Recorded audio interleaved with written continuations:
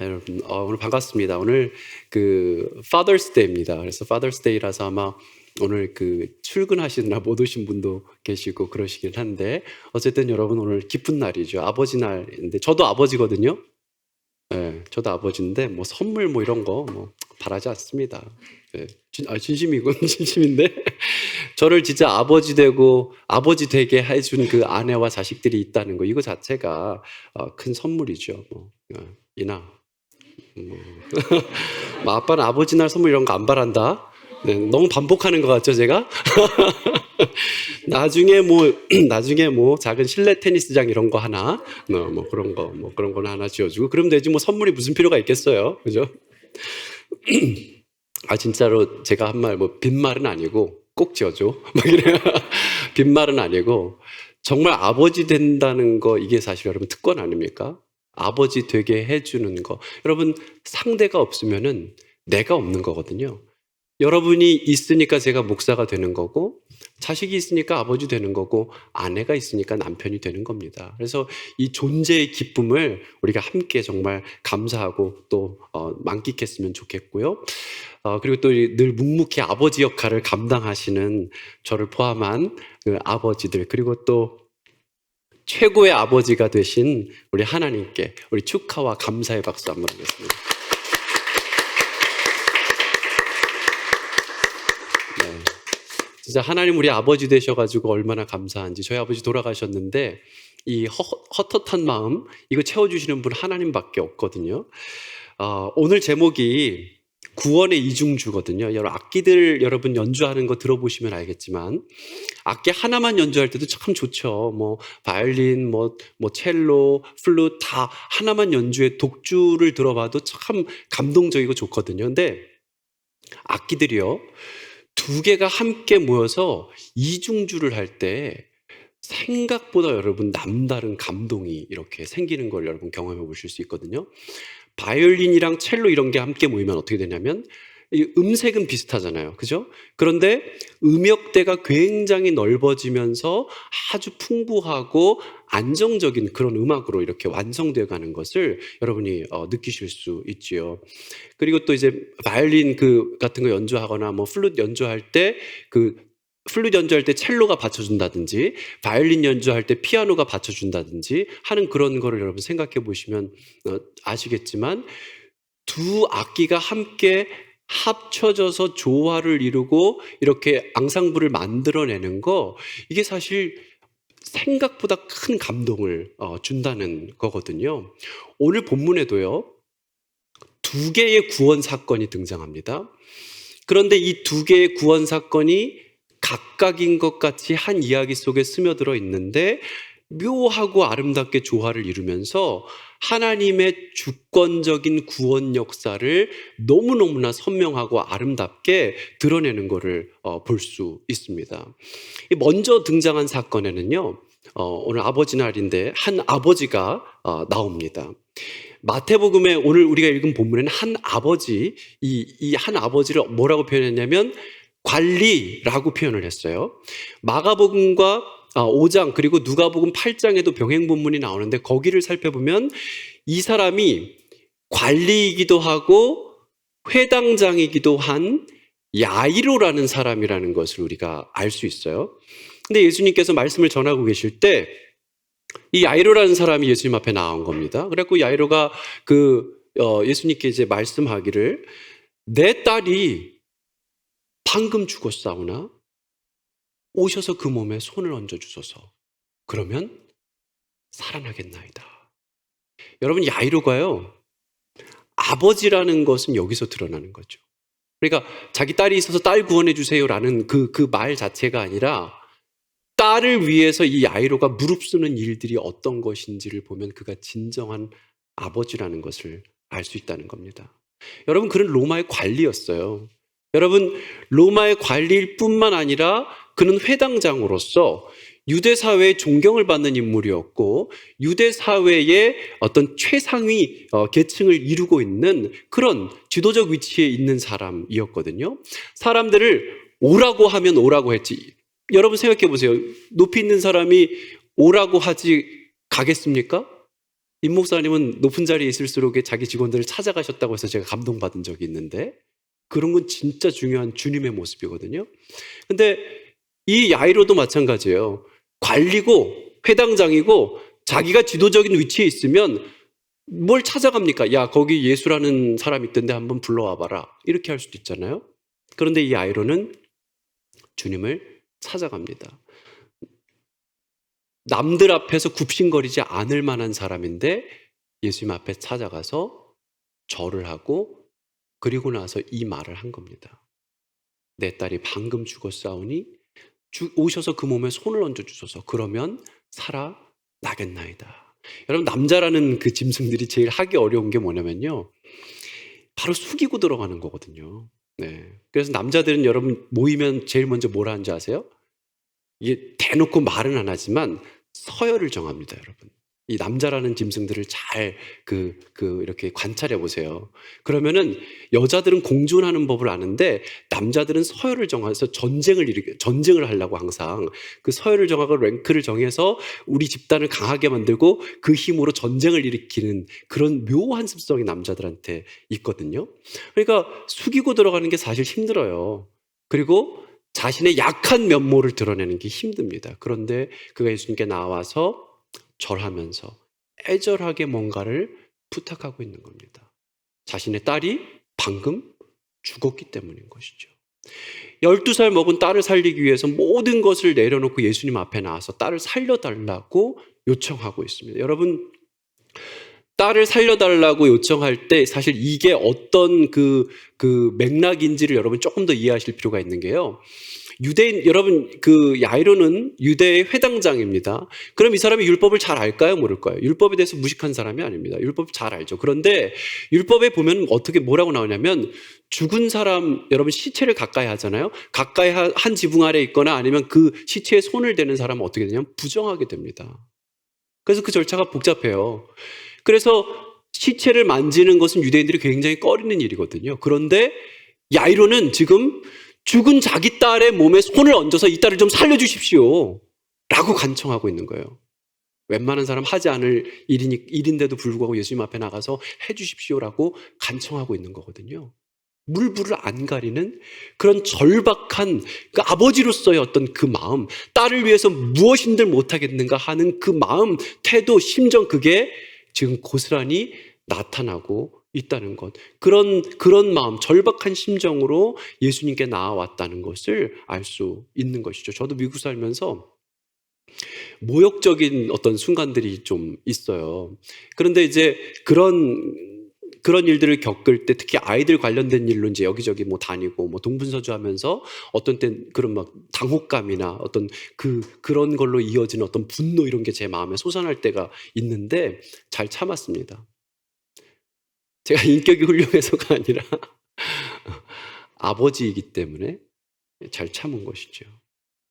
아버지이기 때문에 잘 참고 그게 아무것도 아닌 거가 되는 거죠.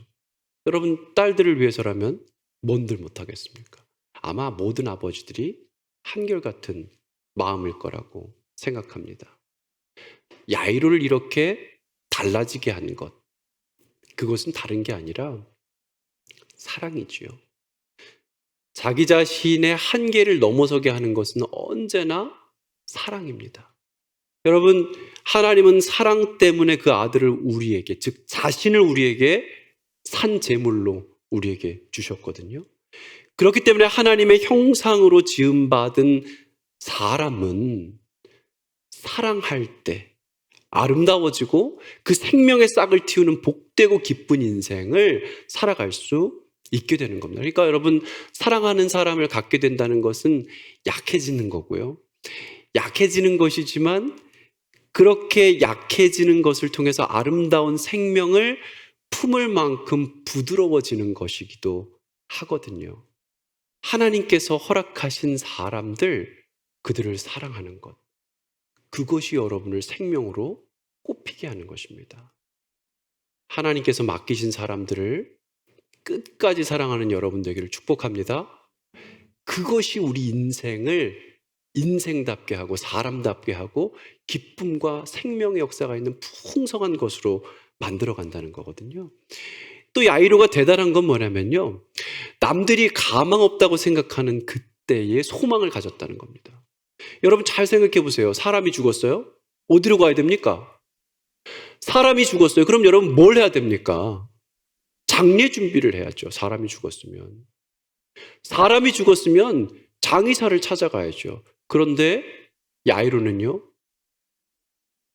딸이 죽었지만 그 딸을 살릴 수 있다는 소망을 끝까지 가진 겁니다.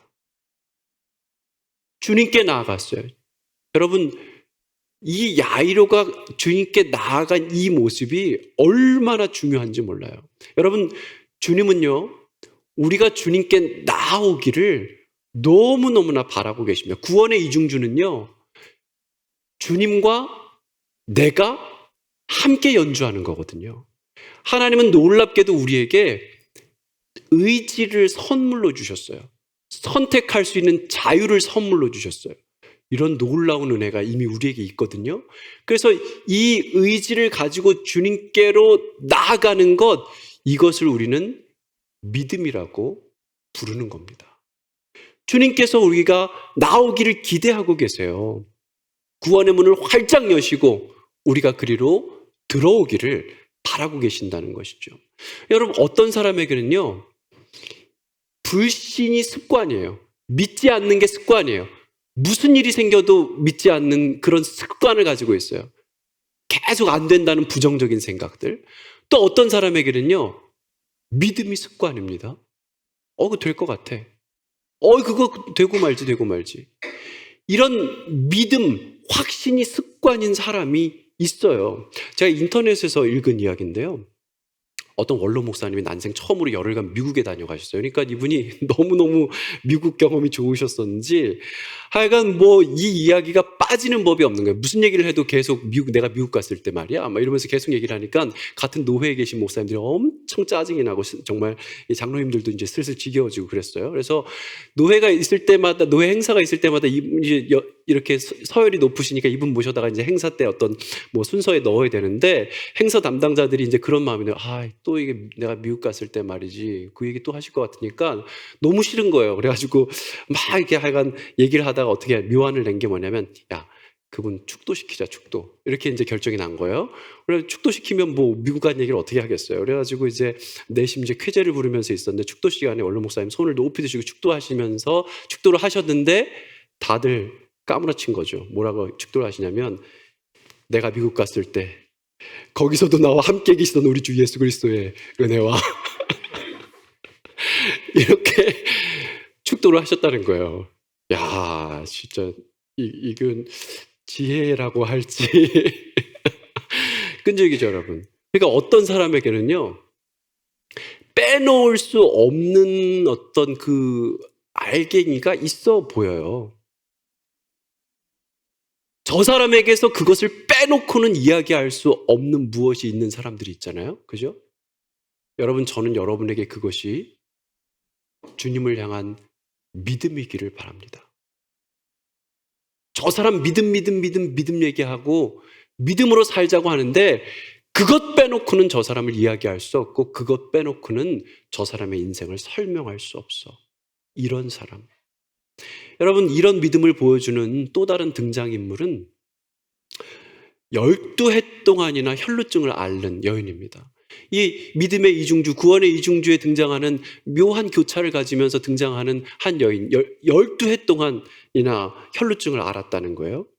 여러분, 10년이면 강산이 변한다고 하죠. 요즘 같으면 3개월 만에도 변해요. 12년 동안 병을 앓았으면 안 해본 게 없을 겁니다. 마가복음에 보면요, 많은 의사에게 많은 괴로움을 받았고 가진 것도 다 허비했지만 아무 효험이 없고 도리어 더 중해졌다. 병이 더 중해졌다는 거예요. 그러니 얼마나 안타까운 일입니까?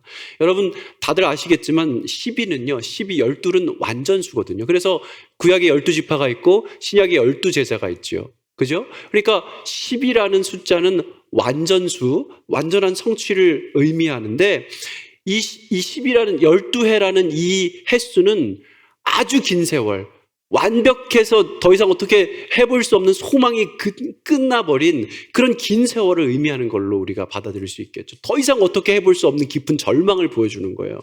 그런데도 이 여인은 주님을 향해서 소망을 가졌다는 겁니다.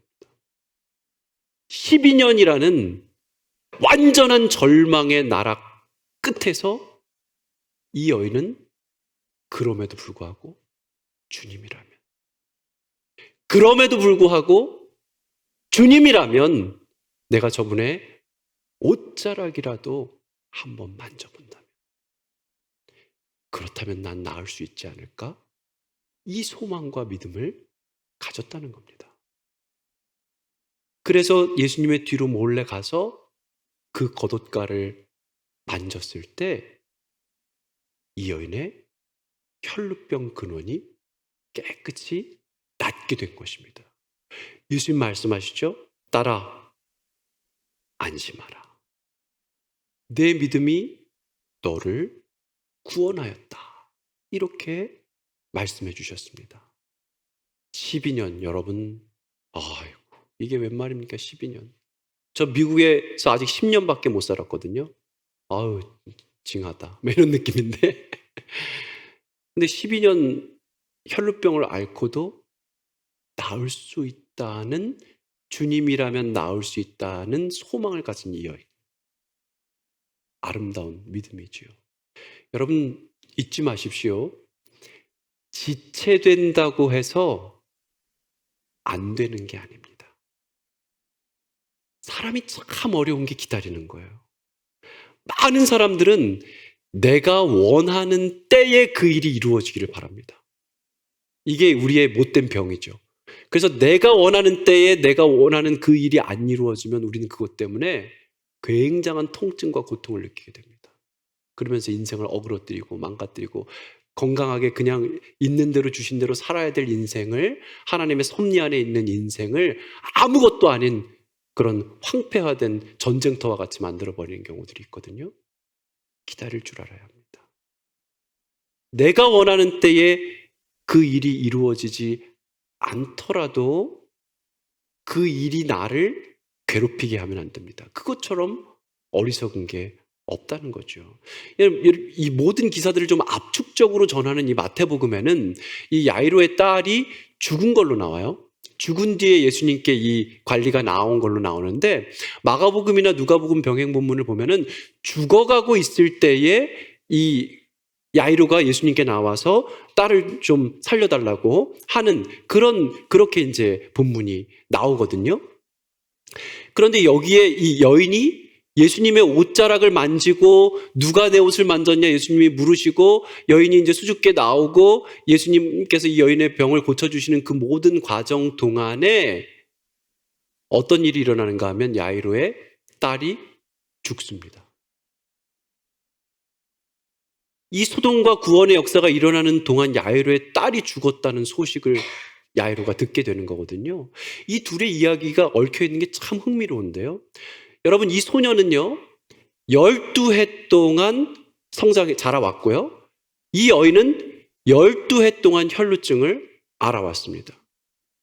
아이는 12해를 소망으로 살다가 급작스런 절망에 빠졌고요, 여인은 12해를 절망 속에 살다가 소망을 갖게 됐습니다. 먼저 나온 것은 야이로였지만 먼저 치유받게 된 것은 여인이었습니다. 여인이 치유되는 동안 아이는 죽었습니다. 야이로는 단번에 하나님께 나아갔지만 여인은 12년이나 걸려서 주님께 나아갔습니다. 야이로가 아이의 성장을 바라보면서 소망을 키워나갈 때 이 여인의 절망은 커져만 갔습니다.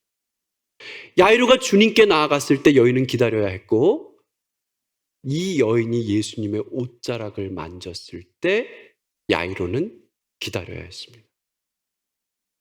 어떤 이의 절망이 소망으로 바뀌는 그 엄청난 감격의 순간, 다른 이의 소망이 절망이 되는 무척이나 흥미로운 구조가 이 두 이야기 속에 들어가 있습니다. 사람은 절망의 나락에 빠져듭니다. 여러분, 이것을 부정해서는 안 됩니다. 우리는 절망하죠. 인생의 굴곡이 있습니다. 잘 될 때가 있고 안 될 때가 있습니다. 그러나 하나님은 이 모든 것을 아름답게 하시고 조화롭게 하시는 분이라는 거죠. 우리 인생의 밝음과 어둠, 이 명암을 통해서 위대한 작품을 창조하시는 분이 하나님이시라는 것이죠. 하나님은 이 모든 연주의 음악 감독이시고 지휘자이신 것이고 또 함께 연주하시는 분이신 것이죠. 여인이 주님의 옷자락을 만지고 두려움에 떨고 있을 때 주님은 말씀하십니다. 딸아, 안심하라. 내 믿음이 너를 구원하였다. 오늘 본문에는 없지만 야이로가 딸의 죽음을 들었을 때 주님을 더 이상 괴롭히지 말라고 사람들이 와서 말했습니다. 그때 주님께서 야이로에게 하신 말씀, 두려워하지 말고 믿기만 하라. 여러분, 우리 인생에 두려움과 불안과 절망과 아픔이 찾아오지요. 기쁨과 소망도 찾아오지요. 이런 것들이 교차하지요. 그러나 여러분, 절망의 순간, 두려움의 순간, 불안의 순간에 주님의 음성을 들어야 합니다. 딸아, 안심하라. 내 믿음이 너를 구원하였다. 야이로야, 두려워하지 말고 다만 믿기만 하라. 이 말씀을 나의 말씀으로 받아들여야 합니다. 여러분, 우리는 시간에 묶여 살아가기 때문에 시간에 너무나 많은 절대성을 부여하는 경향이 있습니다. 그러나 하나님은 시간을 창조하신 분이시고 그 시간을 주권적으로 다루신다는 것을 잊지 말아야 합니다. 내 때에 무엇이 이루어지지 않는다고 해서 우리 인생 끝나는 게 아닙니다. 내가 생각한 때에 그 일이 성취되지 않는다고 해서 여러분 인생 망가진 게 아닙니다. 하나님은 주권적으로 역사하고 계시고 우리가 가장 절망한 순간에 찾아오셔서 말씀하십니다. 안심하라. 두려워하지 말아라. 내가 너와 함께 하겠다. 이것이 주님의 약속입니다. 여러분, 절망의 순간에 기다리는 때에 잘 버티십시오. 두려워하지 마십시오. 안심하십시오. 두려워하지 말고 믿기만 하십시오. 하나님께서 우리를 붙잡고 계십니다. 기다리라고 할 때는 기다려야 됩니다, 여러분. 여러분, 저희 집에 개 키우는데 음식을 해가지고 끓이자마자 그 뜨거운 걸 개에게 줘보세요. 개는 난리가 납니다. 끓이는 순간부터 난리가 납니다. 막 빨리 밥 먹을 생각에 그냥 끙끙대고 왔다 갔다 하고 점프 뛰고 별 난리를 다 하거든요. 여러분, 그러면 끓이자마자 그걸 턱 개에게 줘보십시오. 좋겠죠? 개는 진짜 막 먹습니다, 여러분. 그래서 미워하는 개가 있으면 물을 삶아서 주면 됩니다, 여러분. 참기름을 살짝 발라가지고. 네, 그러면 이제 보내는 거죠. 기다려야 됩니다, 여러분. 주인이 기다리라고 할 때는 기다려야죠. 그리고 그 기다리는 동안 불안해하지 마십시오. 왜 하나님은 이스라엘 백성들을 광야길로 가게 하셨을까요? 왕의 대로를 통과해서 가면요, 길이 없는 게 아닙니다, 여러분. 가나안 가는 길이. 왕의 대로를 통과해서 가면 엄청 빨리 갈 수 있는 길이에요. 그러나 하나님은 이스라엘 백성을 그리로 인도하지 않으셨습니다. 요즘 사람들의 헛된 신화가 뭐냐면 빨리 하면 좋다는 거예요, 무조건.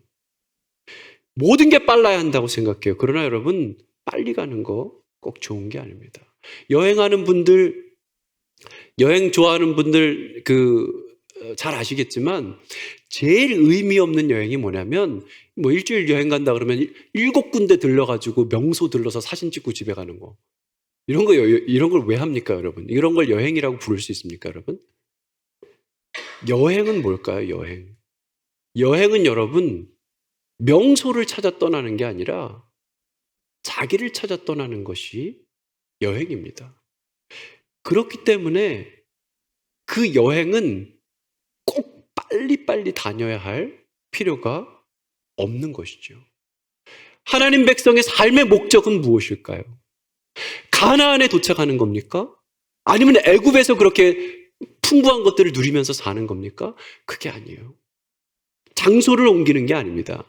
가나안에 도착하는 게 목적이 아닙니다. 하나님의 자녀로 하나님과 동거하는 삶을 사는 것, 오늘 그분 안에서 평안을 누리고, 오늘 그분 안에서 기쁨을 누리고, 오늘 그분의 뜻대로 순종하는 삶을 사는 것, 이것을 하나님은 원하시고 그것이 그리스도인의 삶의 목적인 것이죠. 여러분, 하나님께 모든 것이 있습니다. 그분의 자녀로 그분의 자녀답게 나답게 성장해 가야 하는 삶이 구원의 여정이죠. 장소를 바꾸는 것, 그게 구원이 아닙니다. 애굽에 있으나, 광야에 있으나, 가나안에 있으나 끈질긴 종의 습성을 버리지 못하면 여전히 세상과 죄의 노예로서의 삶을 살아간다면 주님께서 우리를 구원해 내신 그 의미가 무엇이겠습니까? 이제는 종으로 살지 말고 이제는 내 자녀로 살아라. 이제는 더 이상 노예처럼 행세하지 말고 내 삶의 당당한 주인으로서 살아라 라고 주님께서 우리에게 이 엄청난 복과 은혜를 주신 것이 아니겠습니까? 믿는 삶, 하나님을 기뻐하는 삶을 살아가라는 겁니다. 사람들은 소녀가 죽은 줄로 알고 피리를 불면서 왁자지껄 떠들고 있었습니다. 예수님께서 그곳에 가보니까 사람들이 피리 불고 떠들고 난리도 아닙니다. 예수님께서 뭐라고 하시냐면 무리들을 다 내보내시면서 하시는 말씀이 이 소녀가 죽은 것이 아니라 잔다. 사람들이 비웃었다고 합니다. 여러분, 주님은 피리 불고 떠드는 사람들을 물리쳐 내보내셨다는 것을 기억하십시오. 세상에 헛된 소리를 걷어내신 겁니다. 우리는 이 소리에 과도하게 몰입해 있고요. 매일매일 이 소리에 영향을 받으면서 그 피리장단에 맞춰서 아주 슬픈 춤을 추는 겁니다. 죽었다, 죽었어. 끝났다, 끝났어. 망했어, 망했어. 해서 뭐해? 아유, 여기까지 했으면 됐지. 안 된다, 안 돼. 이런 소리를 하면서 피리를 불고 떠들어대고 있는 것입니다. 이런 세상의 소리를 끊어내고 내보내야 합니다. 사람들은 예수님이 그 아이가 잔다고 할 때 비웃었지만 그 아이가 일어났을 때는 어땠겠습니까? 엄청난 경이가 그들을 사로잡았을 것입니다. 주님은 소녀의 손을 잡으십니다. 그러자 이 소녀가 일어났습니다. 혈루증 여인이 예수님을 만져서 예수님을 부정하게 한 것이 아닙니다, 여러분. 혈루증 여인은 부정하고 이 여인과 접촉하는 모든 사람이 부정해지지만 놀랍게도 예수님은 예수님의 옷가에 이 여인이 손을 대었을 때 예수님의 생명력이 이 여인에게로 옮아가서 이 여인은 살게 되었습니다. 예수님의 생명으로 죽은 소녀의 이 죽음이 예수님을 부정하게 한 것이 아니라 예수님의 이 생명력으로 소녀는 죽음에서 일어나게 되었습니다. 여러분, 우리가 믿는 주님이 바로 이런 분입니다. 우리의 삶에 임해 있는 절망과 죽음, 시끄럽게 끝났다고 다 떠드는 사람들이 넘쳐나는 이 세대 속에서 우리는 어떤 삶을 살아가야 합니까? 우리의 부정이, 절망이, 죽음이, 우울이, 실패가, 좌절이 주님을 부정하게 하는 것이 아니라 주님의 생명이 우리에게 옮겨와서 우리는 벌떡 일어나게 될 것입니다.